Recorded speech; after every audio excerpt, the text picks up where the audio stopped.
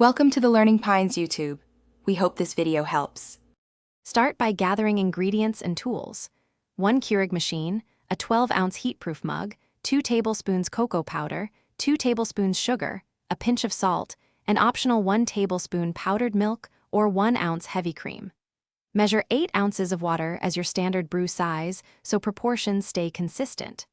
Have a small whisk or spoon ready and a thermometer if you like precise temperature control. Keep a clean K-cup holder and a towel nearby to catch drips.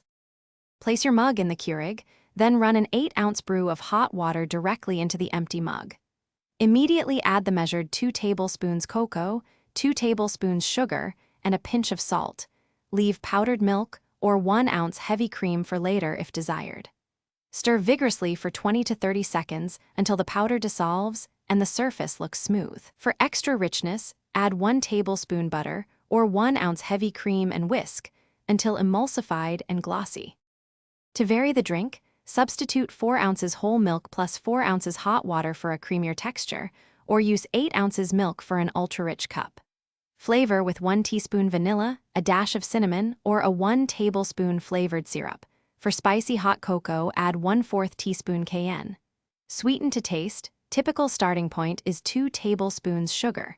After powdered mixes, run a water-only brew and clean the Keurig needle to prevent clogging and off flavors in future brews. Thanks for watching. Consider subscribing if we helped you.